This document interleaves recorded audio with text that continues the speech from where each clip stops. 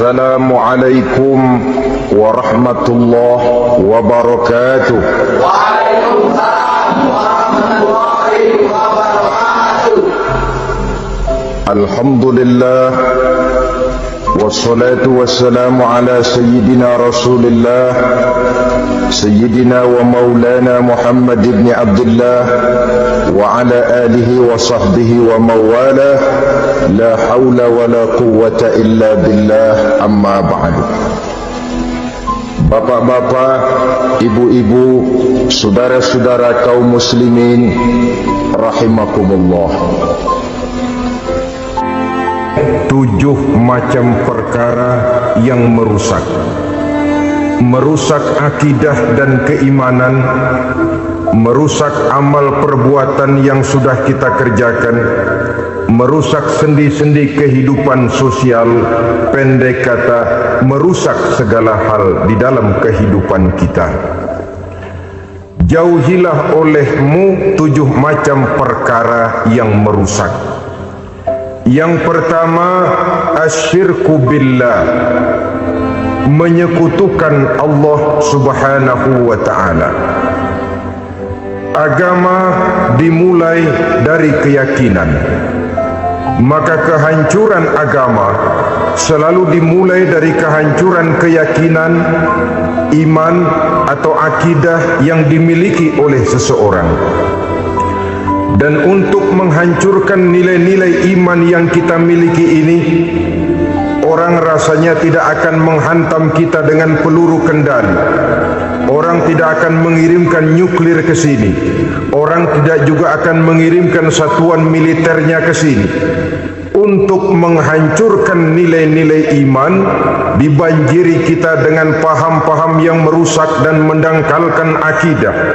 Baik ia bernama materialisme, baik ia bernama sekularisme, baik ia bernama banjirnya maksiat dan munkarat, baik ia bernama banjirnya peradaban dan kebudayaan yang menghancurkan moral daripada anak-anak kita, sedikit demi sedikit melenturkan dan melunturkan nilai-nilai keimanan kita, untuk kemudian pada waktunya nilai iman itu akan bertukar dan berganti menjadi nilai syirik kepada Allah subhanahu wa ta'ala. Atau pada sisi lain, menjadikan yang selain Allah sebagai tujuan akhir daripada kehidupan kita. Sedangkan kita sama-sama maklum bahwa di dalam pandangan agama Islam, dosa yang tidak berampun, dosa yang terbesar, termasuk dalam kategori bapak moyangnya dosa, tidak lain adalah syirik, yakni menyekutukan Allah subhanahu wa ta'ala. Pola penghancuran iman ini memang berstrategi. Ditawarkan kita kepada paham materialisme, paham kebendaan, di mana otak menempati urutan sebagai ranking pertama, Tuhan jatuh pada urutan kedua. Lalu menyusul kepada paham sekularisme, Allah dipisahkan dari seluruh kegiatan hidup ini, untuk pada gilirannya menjadikan yang selain Allah sebagai tujuan akhir daripada seluruh kegiatan hidup kita. Oleh karenanya, kewajiban menjaga nilai-nilai iman ini merupakan kewajiban yang mulia tetapi berat. Tidak hanya untuk kita, tetapi juga bagaimana mewariskannya kepada anak-anak kita, generasi yang akan datang. Orang-orang tua bijaksana yang diceritakan di dalam Al-Quran, kalau sudah berpikir tentang anak-anaknya, pertanyaan yang paling mereka risaukan ialah ma ta'buduna min ba'di. Anakku, kalau pada satu saat aku, ayahmu sudah tidak ada lagi di dunia ini, meninggalkan kamu semua, ma ta'buduna min ba'di, apa yang akan kamu sembah nak? Jikalau sekarang ayahmu masih mau ke masjid, masih mau melakukan rukuk dan sujud, masih beribadah menyembah Allah Subhanahu wa ta'ala. Kalau orang tuamu sudah tidak ada, ma ta'buduna min ba'di, masihkah engkau mau datang ke masjid? Masihkah engkau mau rukuk dan sujud? Masihkah engkau mau menyembah Allah Subhanahu wa ta'ala? Pertanyaan ini yang dipikirkan oleh Nabi Yakub kepada putra-putranya. Pertanyaan ini yang diteruskan oleh Nabi Ibrahim kepada anak-anaknya. Pertanyaan ini yang diwariskan oleh generasi ulama salafus saleh kepada para generasi berikutnya. Bagaimana kita generasi sekarang? Kita orang-orang tua sekarang bukan berfikir ma ta'buduna min ba'di, malah yang kita fikirkan ma ta'kuluna min ba'di. Kalau bapak tidak ada nanti kamu makan apa nak? Perkara kamu nyembah apa? Urusan nomor 18. Yang penting kamu nanti hidup bisa makan nak. Maka kita sibuk mewariskan harta kepada anak-anak kita. Kita sibuk mewariskan kebun dan tanah kepada anak-anak kita.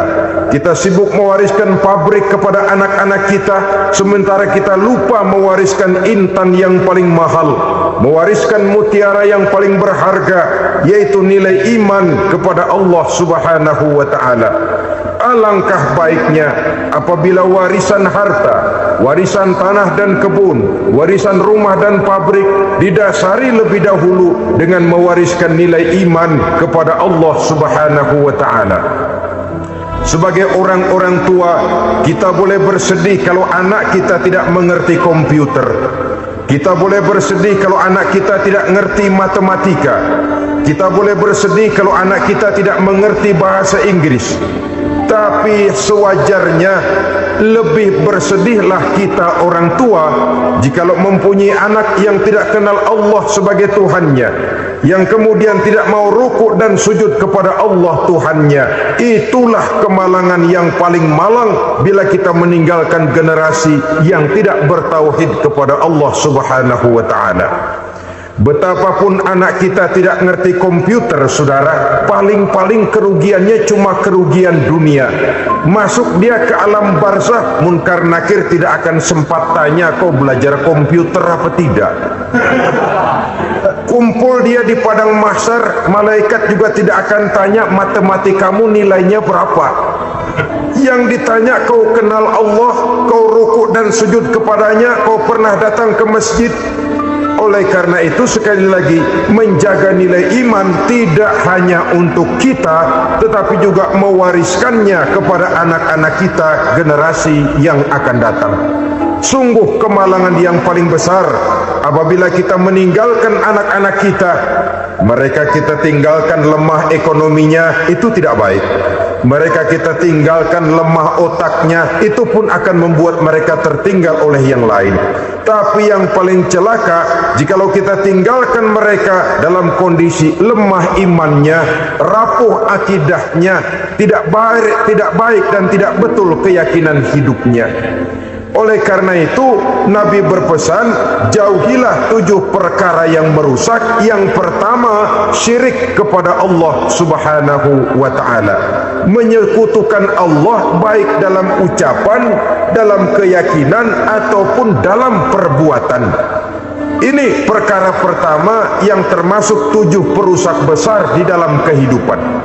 Kalau sudah jatuh kita ke lembah syirik, bagaimanapun banyak kebaikan yang kita kerjakan, berjiwa sosial, bertangan pemurah, gemar menolong orang lain, kalau memang dasarnya syirik, maka seluruh kebaikan kita akan hancur, tidak akan ada nilainya dalam pandangan Allah Subhanahu wa ta'ala. Dalam pandangan manusia, mungkin kita dicatat sebagai orang sosial, gemar menolong orang lain, tidak berpangku tangan melihat orang yang mendapat kesulitan. Tapi oleh karena dasarnya syirik, dasarnya tidak mentauhidkan Allah, maka seluruh nilai kebaikan yang kita kerjakan tidak akan ada nilainya dalam pandangan Allah Subhanahu wa ta'ala.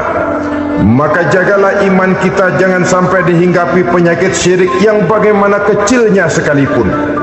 Sekali lagi, baik syirik dalam bentuk ucapan, syirik dalam bentuk keyakinan sampai kepada syirik dalam bentuk perbuatan, kita berhindar kepada sifat-sifat yang sedemikian itu. Karena apa? Dalam satu ayat Quran Allah Subhanahu wa taala menjelaskan, innallaha la yaghfiru an yushraka bih wa yaghfiru ma duna dzalika liman yasha. Allah tidak akan memberi ampun kepada orang-orang yang menyekutukannya, tapi Allah masih mau memberikan ampun kepada dosa-dosa yang selain itu bagi orang-orang yang dikehendakinya. Dosa selain syirik, apabila kita bertaubat, Allah masih mau mengampuni. Tapi kalau sudah jatuh ke tempat syirik, itu sudah dosa yang tidak berampun. Taubatnya tidak lain melepas syirik, kembali kepada tauhid, berkeyakinan bahwa hanya ada Allah Subhanahu wa ta'ala, Tuhan satu-satunya yang lam yalid walam yulad walam yakul lahu kufuwan ahad. Tidak beranak, tidak pula diperanakkan, dan tidak satupun yang dapat menyerupai Tuhan Allah Subhanahu wa ta'ala. Saudara-saudara kaum muslimin rahimakumullah, bahwa kita di zaman sekarang memang tidak menyembah berhala, ya. Bahwa kita tidak berterang-terangan mengatakan Tuhan lebih dari satu, memang. Bahwa kita tidak berkeyakinan Tuhan itu punya anak atau diperanakkan, tentu. Tapi dalam perbuatan dan i'tiqad, kita kadang-kadang jatuh tanpa kita sadari ke tempat yang bernama syirik ini.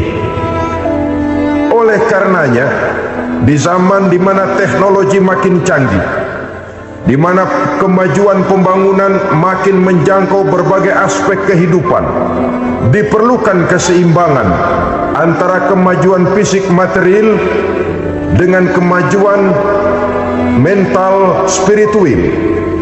Apabila tidak ada keseimbangan, yang terwujud tentulah kepincangan, yang diawali dengan pincangnya cara kita berpikir, sehingga pada akhirnya akan mengarah kepada pincangnya cara kita berbuat dan bertindak di dalam kehidupan kita. Oleh karena itu, Nabi berpesan, jauhilah sifat syirik, karena syirik merupakan dosa yang teramat besar. Ini sifat merusak yang pertama. Yang kedua, kata Nabi, wasihra, jauhilah sihir. Sihir ini juga termasuk perkara yang merusak kehidupan. Kita semua sama-sama maklum bahwa sihir sebenarnya bukan persoalan baru. Sejak sebelum datang Islam, sihir itu sudah ada. Di zaman Yunani kuno, sihir ada. Di zaman Mesir kuno, di zaman Cina kuno, dan yang lain-lain yang serba kuno, sihir itu sudah ada. Bahkan para nabi pun, para rasul yang diutus oleh Allah Subhanahu wa ta'ala, senantiasa berhadapan dengan ahli-ahli sihir untuk menguji kebenaran dari misi yang mereka bawa. Sihir adalah perbuatan di luar kebiasaan yang bisa dikerjakan oleh ahlinya dengan bantuan jin atau setan. Hukum mempelajari sihir adalah haram, mengamalkannya lebih haram lagi. Sebab itu saudara-saudara, sihir merupakan perbuatan merusak yang harus kita jauhi. Ciri-ciri daripada perbuatan sihir, pertama, ia mengandung tipuan, bayangan khayal. Di zaman Nabi Musa misalnya, orang melihat tambang-tambang itu seperti ular. Nabi Musa melayangkan tongkatnya menjadi ular-ular besar yang memakan ular-ular kecil ciptaan tukang-tukang sihir Fir'aun tadi. Lalu sihir bisa terjadi dengan bantuan jin kafir atau setan. Kemudian ciri yang ketiga, sifatnya halus dan tersembunyi. Taruh kata ada seorang ahli sihir yang mempergunakan ayat-ayat Quran sebagai jompa-jampe, sebagai baca-bacaan, itu cuma sekedar kedok. Tujuannya tidak lain menjadikan agama sebagai ketok untuk membenarkan cara yang dimurkai oleh Allah Subhanahu wa ta'ala. Satu hadis yang diriwayatkan oleh Imam Bazar dan Tabrani, Nabi berpesan, "Laisa minna man tatayyara lahu au takahhana au tukuhina lahu au sahira lahu." Tidak termasuk ke dalam golonganku, kata Nabi, tidak termasuk umatku. Siapa mereka? Man tatayyara lahu, orang yang bertatoyur. Apa tatoyur itu? Dari kalimat toyaro, artinya terbang. Toir biasa diartikan dengan burung. Tatoyaro percaya kepada suara-suara burung. Man tatayyara lahu, mempercayai, meyakini dengan benar-benar kepada suara beburungan. Kan suka ada itu, nah bunyi burung tuh, maling liwat. Maling liwat, burung bunyi, maling liwat.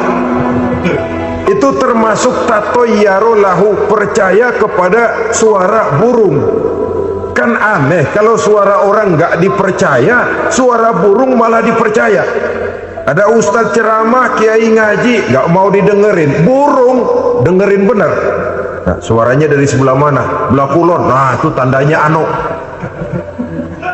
Habis dihitung-hitung, itu termasuk tatayyara lahu. Au takahana, atau bertenung, au tukuhina, atau minta ditenungkan, au sahirolahu, atau melakukan perbuatan sihir, atau minta disihirkan. Laisa minna, tidak termasuk ke dalam golonganku, kata Nabi. Sehingga dengan demikian, saudara-saudara, menghadapi sihir dengan sihir sekalipun termasuk perbuatan yang tidak diajarkan oleh agama. Kita kan mempelajari sihir untuk jaga diri, tidak apa-apa. Yang dilarang mengamalkannya, dilarang juga mempelajarinya. Sebab orang kalau sudah mengetahui, biasanya lalu terangsang untuk mencoba.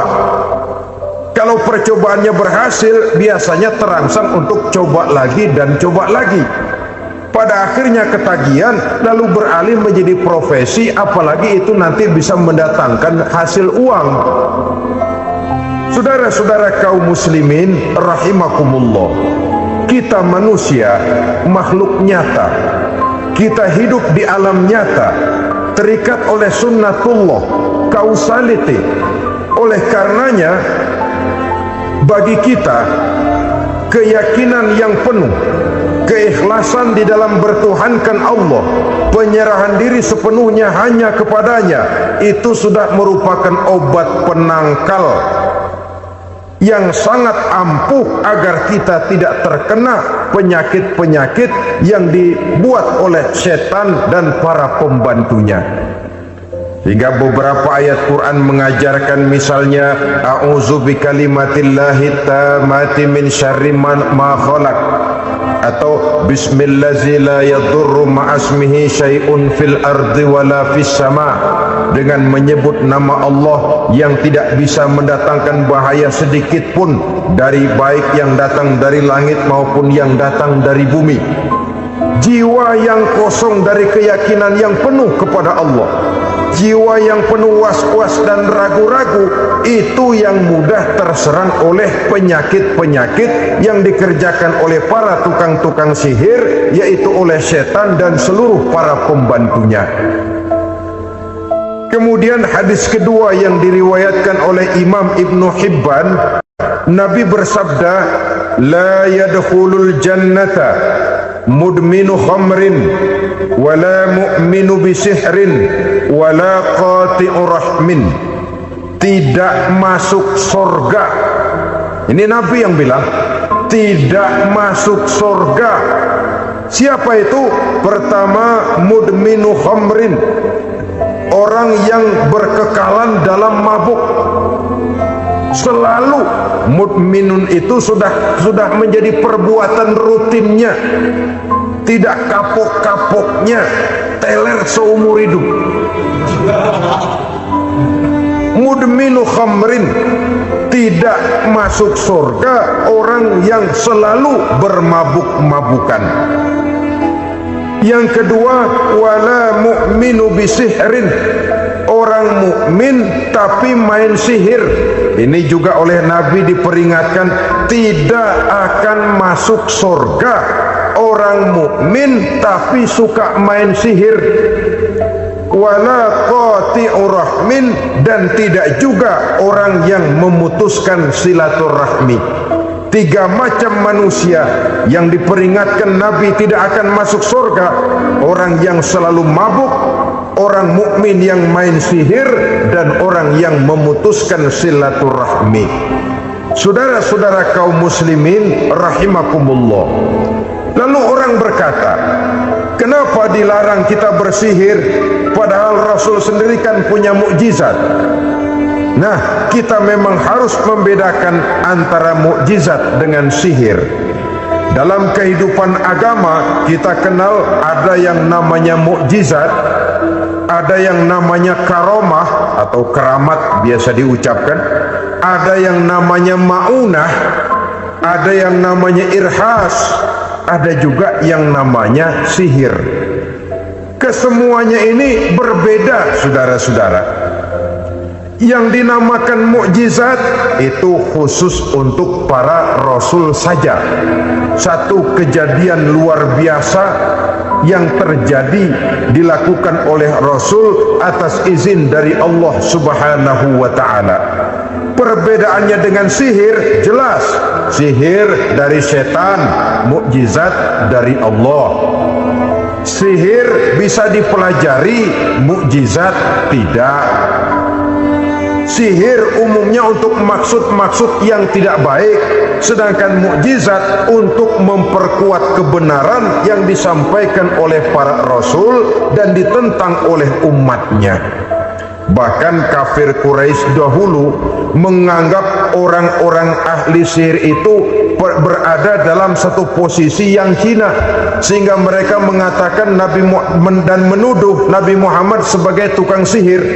Tuduhan sebagai tukang sihir adalah tuduhan yang sangat aib dan hina.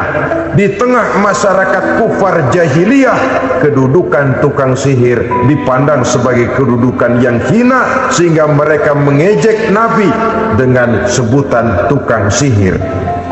Jadi mukjizat hanya untuk Rasul saja. Kemudian karomah.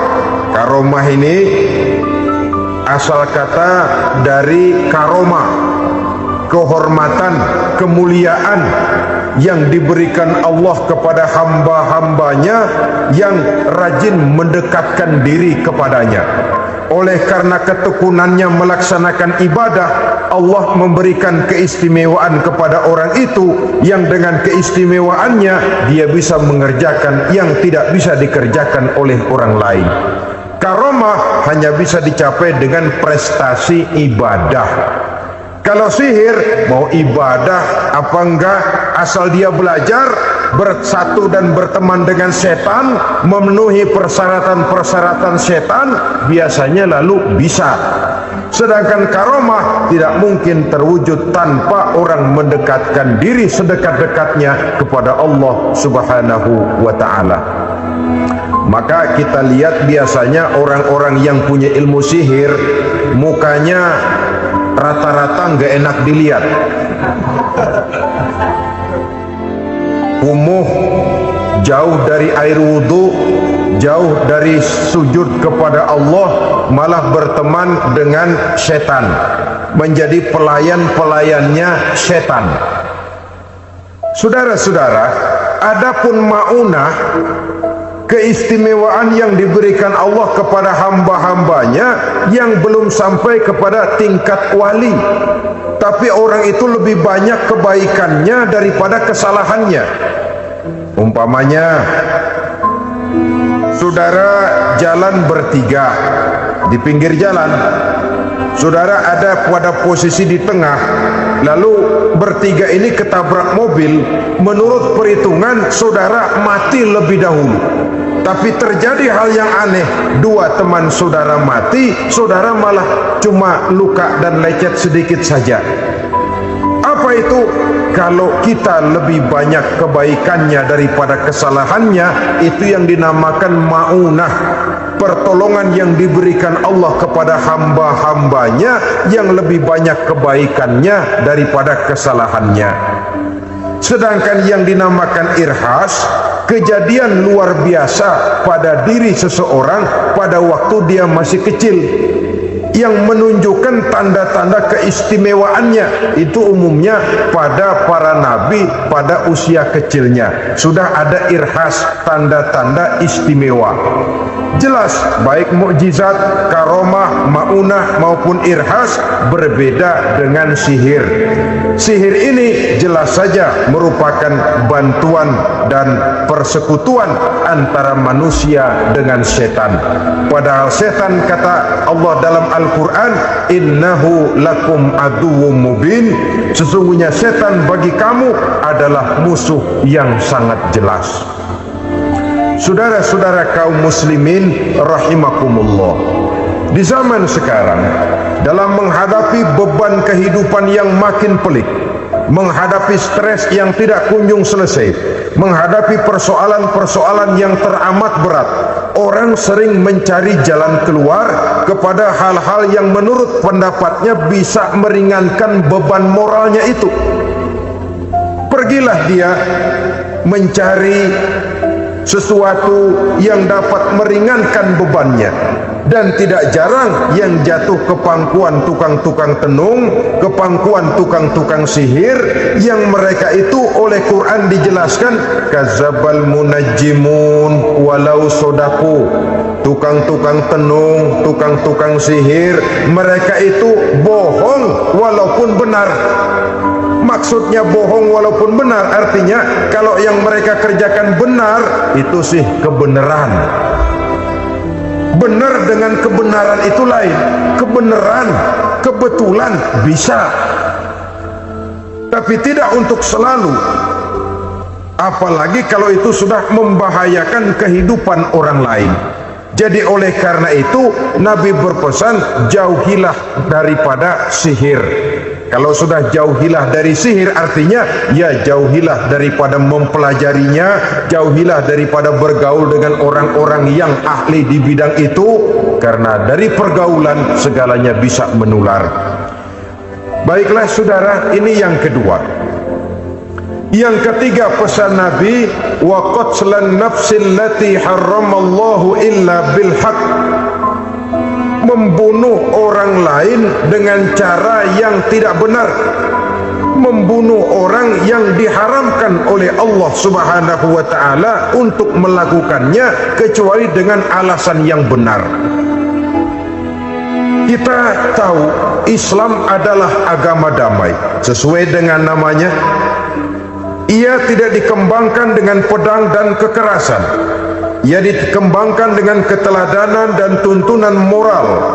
Oleh karena Islam bukan agama kekerasan, Islam pun tidak mementingkan dan mengajarkan kekerasan kecuali dengan alasan yang benar dan bisa dipertanggungjawabkan.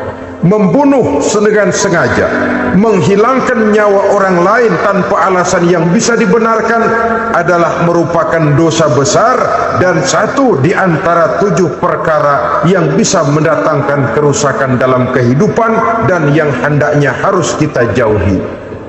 Saudara-saudara kaum muslimin rahimakumullah, beberapa waktu yang lalu di sebuah kota kecil yang indah bernama New Auckland.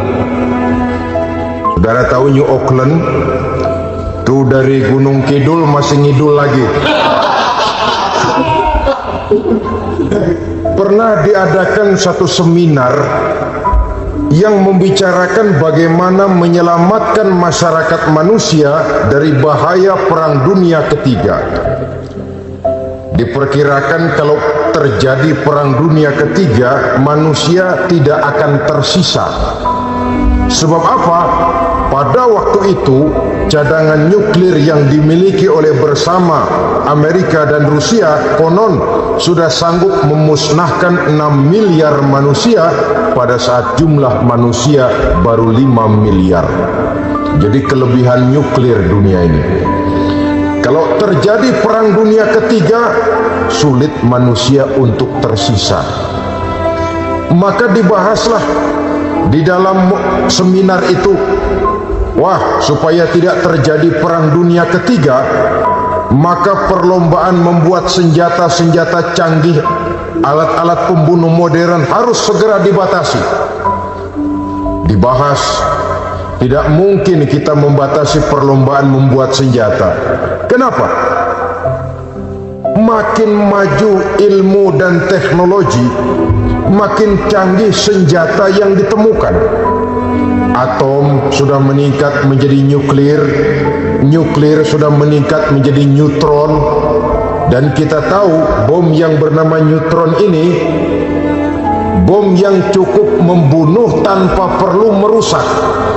Artinya kalau dia diledakkan di kota kita ini, bangunan utuh, jembatan tidak ambruk, rumah-rumah tetap berdiri, tapi semua yang bernama hidup mati.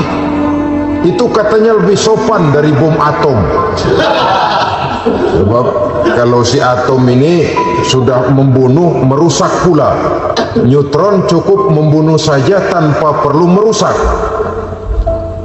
Jadi majunya senjata-senjata teknologi sebagai akibat yang logis dari kemajuan ilmu pengetahuan ini tidak bisa kita batasi.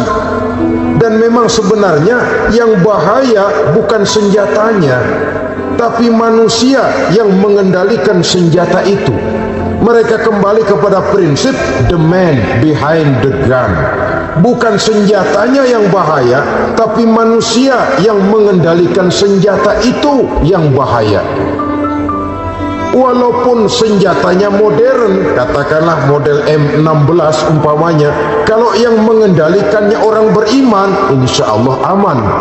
Tapi biar megang cuma senapan angin, kalau yang megang orang brutal, ngeri kita deket-deket. Apalagi kalau memang bukan ahlinya menggunakan senjata, bisa ngeker kaki kena jidat.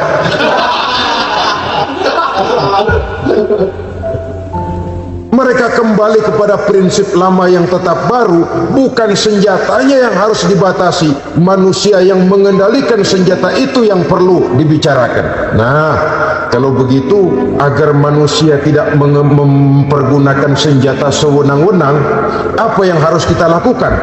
Ya, manusianya harus bermoral. Ya, tapi moral yang mana? Di dunia ini banyak ajaran tentang moral. Itu pun mudah saja. Di sini kan kita undang saja ahli dari berbagai agama untuk membicarakan konsep perdamaian menurut agamanya masing-masing. Baik, setuju itu? Setuju. Maka tampillah para ahli agama, mereka kembali kepada prinsip moral daripada konsep yang terkandung di dalam ajaran agama untuk menegakkan perdamaian. Mula-mula naiklah ahli dari agama Hindu, dibacakan konsep perdamaian menurut ajaran agama Hindu, bahwa untuk damai manusia harus meninggalkan nafsu keduniaannya, menempuh samsara dan sebagainya untuk mencapai nirwana, menjauhi kemegahan dan kemewahan dunia. Ini lalu dibahas, rasanya juga tidak mungkin ini. Kemudian dari agama Nasrani, bahwa untuk damai manusia harus menciptakan sifat kasih sayang. Kalau ditampar pipi kiri, berikan pipi yang kanan. Kalau diberikan selendang, berikan baju. Nanti orang kasihan, lalu dia tidak akan nampar lagi. Ketika ini dibahas, ternyata rasanya pun tidak mungkin bisa diterima. Karena apa? Di zaman sekarang orang ditampar pipi kiri, dikasih pipi kanan. Bukan kasihan, gemes. Damai belum tentu, bonyok udah jelas. Lalu ketika dibacakan konsep perdamaian menurut Quran, di mana disampaikan ayat wa jazaa'u sayyi'atin sayyi'atun misluha faman afa wa aslaha fa ajruhu 'ala Allah. Balasan terhadap satu kejahatan adalah kejahatan yang seimbang, tetapi barang siapa yang memberi maaf dan mencari jalan damai, itulah yang terbaik dan akan mendapat pahala dari Allah Subhanahu wa ta'ala. Kamu tidak salah ditampar pipi kirimu, tampar lagi pipi kirinya sekeras dia menampar pipi kirimu. Nanti orang tidak mau menampar kita karena dia tahu kalau dia tampar kita, dia akan menderita tamparan sekeras dia menampar kita. Akan terjadilah prinsip saling hormat menghormati, tidak saling ganggu, tidak saling usil, tidak saling jahil. Atas dasar ini perdamaian bisa ditegakkan. Mereka bisa menerima konsep ini, tapi kemudian seminar ditutup tanpa satu keputusan resmi. Kenapa?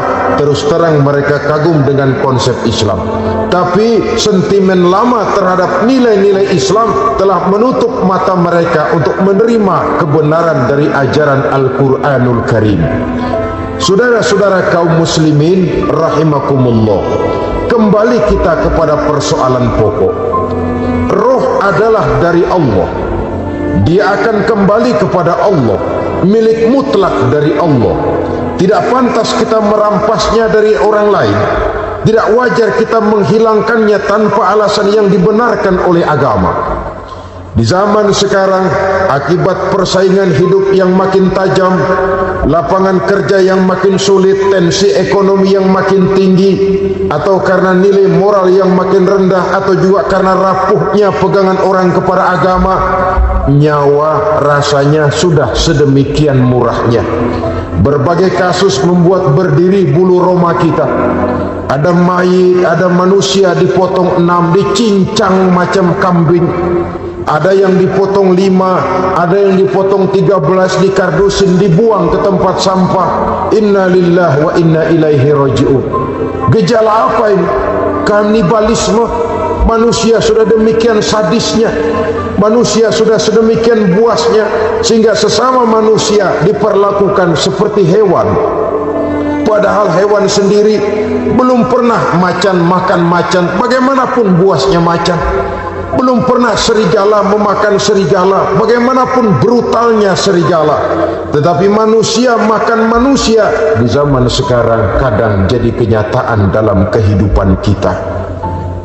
Kadang persoalannya remeh saja, soal uang 200 perak, pisau bicara, nyawa melayang. Soal rokok sebatang, celurit bicara, nyawa melayang. Soal-soal yang sama sekali tidak prinsip, begitu mudah kita menghilangkan nyawa orang lain. Padahal Nabi pernah memperingatkan, apabila dua orang muslim sudah berkelahi dan berbunuh-bunuhan, al-qatil wal maqtul finnar, yang membunuh dan yang terbunuh dua-duanya neraka. Sahabat heran, ya Rasul, kalau yang terbunuh, kalau yang membunuh masuk neraka itu sih wajar, tapi yang terbunuh kenapa neraka juga? Beliau menjawab, dua-duanya sudah punya niat untuk saling membunuh. Niatnya itu yang diponten. Yang terbunuh cuman lagi apos aja, keduluan dia. Umpama tidak terbunuh, pasti dia yang akan membunuh. Oleh karenanya al-qatil wal maqtul, yang membunuh dan yang dibunuh finnar, dua-duanya masuk ke dalam neraka. Islam menghormati kehidupan, tidak hanya terbatas kepada sesama muslim. Orang-orang yang berlainan agama pun yang mau hidup berukun, damai, berdampingan dengan umat Islam, jiwa mereka, darah mereka dilindungi oleh nilai-nilai Islam yang disebut dengan kafir zimmi ini. Mengganggu mereka sama saja dengan mengganggu aku, kata Nabi. Jadi oleh karena itu, sayangilah sesama. Kehidupan adalah anugerah Allah, bukan wewenang kita untuk mencabutnya dari orang lain, bukan wewenang kita untuk merampas dan menghilangkannya dari orang lain. Apa yang tidak enak terjadi pada diri kita, begitu pula lah apabila terjadi pada diri orang lain. Sehingga Nabi mengatakan, la yu'minu ahadukum hatta yuhibba li akhihi ma yuhibbu li nafsihi. Belum dikatakan beriman seseorang kamu apabila dia belum mencintai saudaranya seperti ia mencintai dirinya sendiri. Apa yang enak dirasakan oleh orang lain, enak juga dirasakan oleh dia. Mengukur orang lain dengan diri sendiri. Kalau orang lain tanpa salah saya fitnah, kalau saya tanpa salah difitnah orang, enak apa enggak? Enggak, orang lain juga begitu. Kalau orang lain tanpa salah saya tempeleng kepalanya, enak apa tidak? Tidak. Orang lain juga begitu. Yang tidak enak terjadi pada diri kita, tentu tidak enak juga kalau terjadi pada orang lain. Mengukur orang lain dengan diri sendiri, sehingga tidak timbul sifat egois, tidak menari di atas bangkai orang lain, tidak mendirikan kebahagiaan di atas untayan air mata orang lain. Sehingga dengan demikian saudara-saudara, dia bisa menghormati kehidupan, menghormati orang lain sebagaimana dia ingin dihormati. Inilah perbuatan ketiga yang merusak, membunuh orang lain dengan yang diharamkan Allah tanpa alasan yang benar. Yang ketiga. Kemudian yang keempat, perbuatan merusak wa aklar riba, makan riba. Hidup adalah tolong menolong. Bahasa kerennya take and give katanya.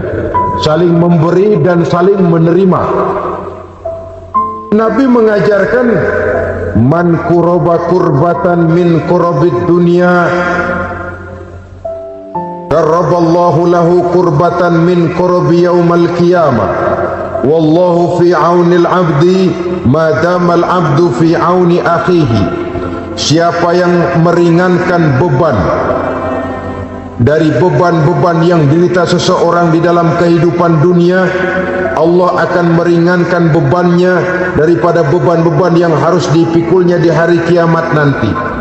Wallahu fi aunil abdi ma damal abdu fi auni akhihi. Allah senantiasa akan menolong seorang hamba selama hamba itu masih mau menolong saudaranya. Allah selalu akan menolong seorang hamba selama hamba itu masih mau menolong saudaranya. Apabila kita sudah berpangku tangan terhadap kesulitan orang lain, biasanya pun pada saat kita mendapat kesulitan, kita akan sulit juga memperoleh pertolongan. Nah, riba alias renten, kedoknya adalah menolong orang, tapi sama juga bulu buntutnya dilepas, palanya dicekek. Menolong orang pada akhirnya menjadi beban bagi seseorang, dan memang mencari orang-orang yang berada dalam posisi kesulitan, biasanya di daerah-daerah di mana musim paceklik, jadi lapangan kerja sulit, sedangkan urusan perut tidak bisa ditunda. Akhirnya orang terjebak ke dalam rentenir, ke dalam riba, ke dalam renten, bunga berbunga, sehingga satu saat jumlah bunganya bisa lebih besar dari jumlah pinjaman pokoknya. Kemudian kalau juga ternyata tidak bisa dibayar, rumah jadi taruhan. Memang rumah satu-satunya, begitu rumah ditarik mulain camping. Bukankah pada akhirnya akan mewariskan kesengsaraan? Oleh karena itu, kepada kita berusahalah jangan berhubungan dengan rentenir, jangan makan renten dan riba. Kepada mereka yang melaksanakan riba, walaupun mendatangkan keuntungan materi, tapi percayalah, harta yang didapat dengan jalan riba tidak akan membawa keberkahan. Manakala tidak membawa keberkahan, dia tidak akan mendatangkan ketenangan di dalam kehidupan kita. Oleh karenanya, memakan harta riba termasuk perbuatan yang merusak sendi-sendi kehidupan sosial, merusak kehidupan orang lain, merusak kehidupan masyarakat, tetangga, pergaulan, dan sebagainya. Yang kelima, wa akla malil yatim, memakan harta anak yatim dengan cara yang zalim. Nih, memang lezat. Anak yatim itu nggak tahu urusan apa-apa. Kita diamanahkan untuk mengurusinya. Kadang-kadang dibentuklah panitia penyantunan yatim piatu. Yatimnya mah tetap kelaparan, panitianya yang pada gendut.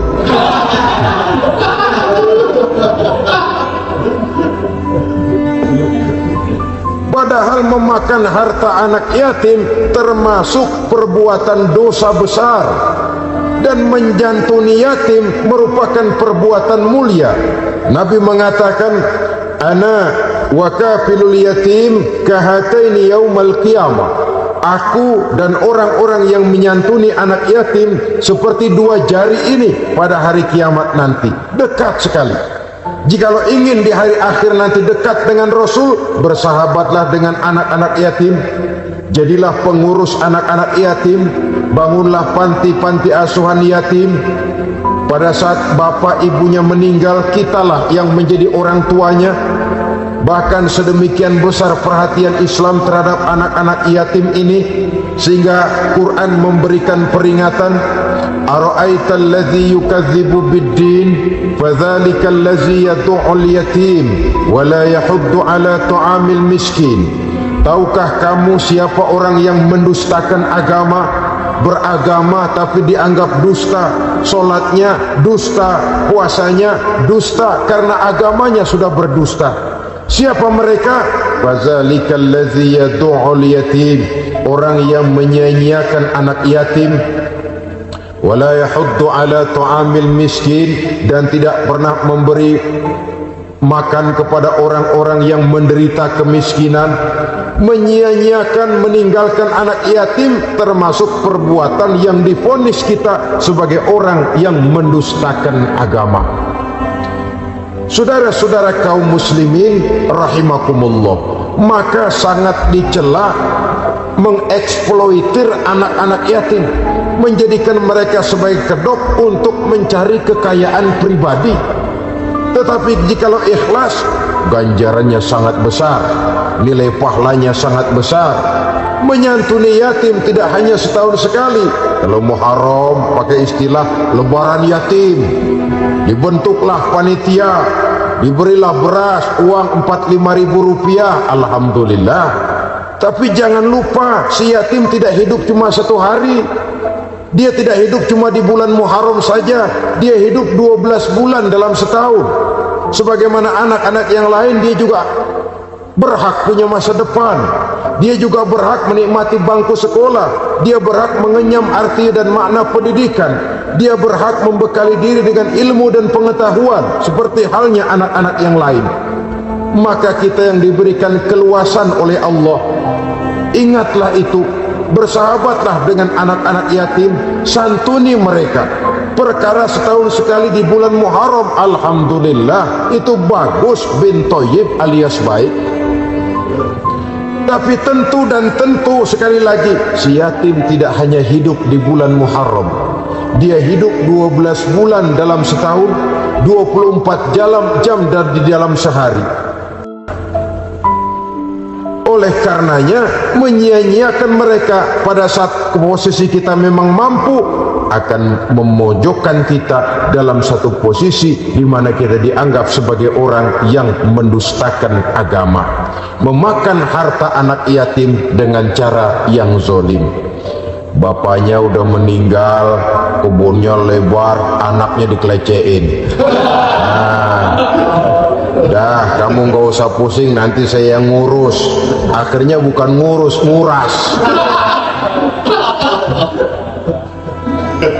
Si yatim mungkin tidak tahu bahwa dia disia-siakan, haknya diambil, miliknya dizolimi. Tapi Allah yang akan membalasnya dengan seadil-adilnya. Maka makan harta anak yatim biasanya balasannya tokcer bin paten. Gak banyak selang tempo itu, gak percaya cobain dah. Nyobain aja kan gak bayar, umpama.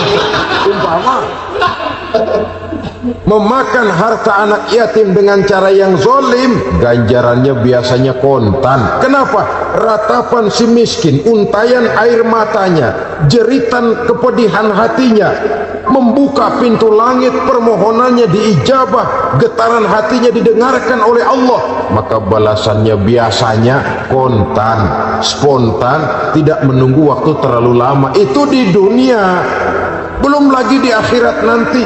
Bukankah dalam riwayat Mi'raj diceritakan Nabi melihat di neraka itu orang perutnya sebesar rumah.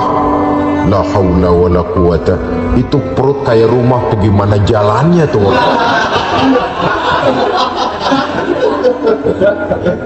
Dan memang gak jalan, diseret-seret oleh malaikat di neraka itu.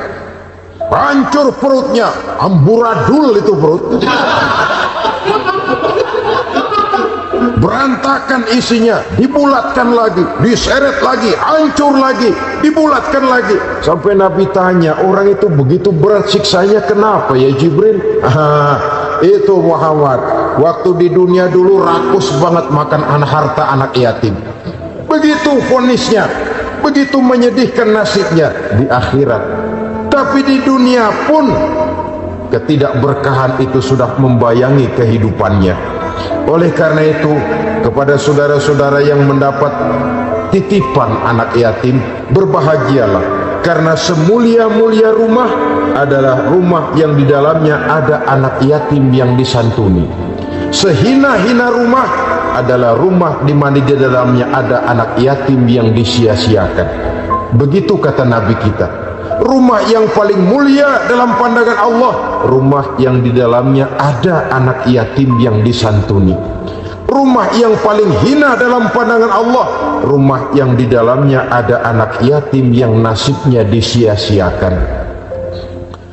Berbahagialah saudara apabila menjadi penyantun anak-anak yatim, pelindung mereka, sehingga mereka mempunyai masa depan sebagaimana anak-anak lainnya.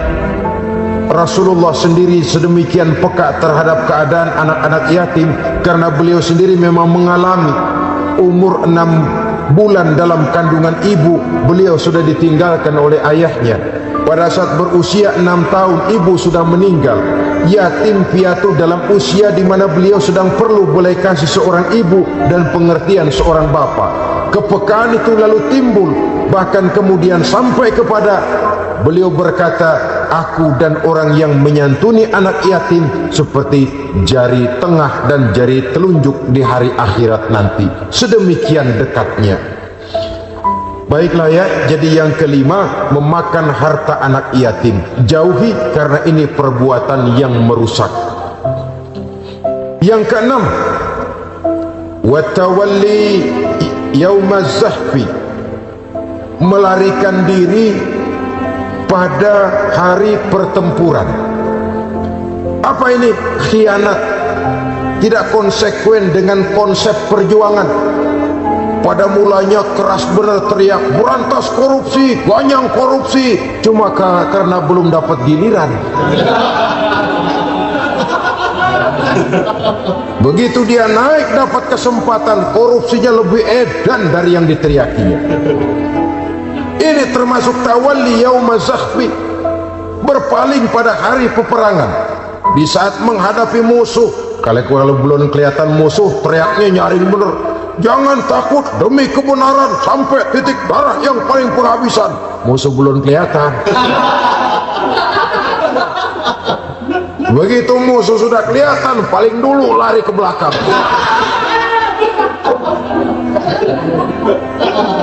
Kalau diajak berjuang ada saja alasannya. Sehingga Quran memberikan peringatan kepada kita semua. Mengapa kamu ini berat? Kalau sudah diajak berjuang di jalan Allah, kakimu seperti terhunjam berakar di perut bumi. Berat untuk melangkah berjuang. Lari dari pertempuran tidak konsekuen dengan konsepsi perjuangan. Mau enaknya saja dalam kondisi yang sulit lalu berpangku tangan. Ini termasuk ciri munafik yang di dalam Al-Quran disindir dengan bahasa kullama adha'a lahum masyaw fi wa iza azlama alaihim qamu. Waktu terang mereka jalan, giliran gelap mereka mandek. Artinya, maksudnya, kalau giliran ada untungnya aja rame-rame teriak Islam, tapi begitu diminta berjuang, dituntut berkorban, rame-rame mundur. Waktu dilihat di Islam ada untungnya, rame-rame teriak Islam. Pak, saya Islam banget, Pak.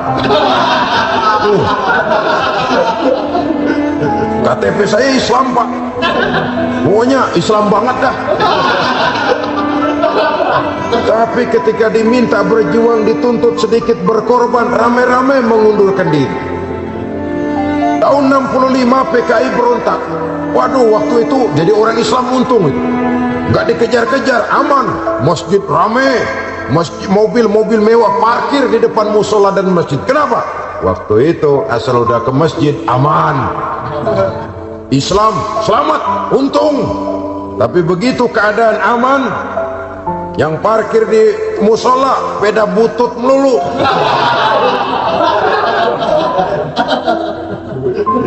Waktu terang mereka jalan, waktu gelap mereka berhenti. Dikala di Islam ada untungnya, baru wah Islam bagus, Islam hebat. Tapi waktu dilihat ada kerugian, jangan bawa-bawa Islam dah. Jangan bicara soal Islam, ini kan bukan soal agama. Bukan soal agama. La haula wa la quwata illa billah. Beragama kita ambil talfiq fid din, mengambil yang enteng-enteng saja dalam urusan beragama ini. Tidak konsekuen kita dengan Islam kita. Seolah kita mau memilih mana yang terasa cocok sama selera kita, kita teriak Islam. Beratan aja dikit, rame-rame berpaling. Itu termasuk tawalli yaumaz zahfi. Para pengkhianat, mental-mental hipokrit yang tidak mau konsekuen menghadapi segala bahaya. Itu termasuk perbuatan yang merusak. Kenapa? Kalau cuma dia saja yang lari, mungkin tidak jadi soal, tapi larinya ini akan mempengaruhi orang lain. Nah, pengaruhnya itu yang dicegah. Coba kalau satu sudah mulai lari, yang lain mulai ngelirik. Ketika yang dilirik kemudian tidak ada reaksi, dia akan ikut lari. Artinya apa? Seorang muslim harus konsekuen dengan konsep perjuangannya, dengan keyakinan keagamaannya, dan tidak memilih yang enak-enak saja di dalam kehidupan beragama.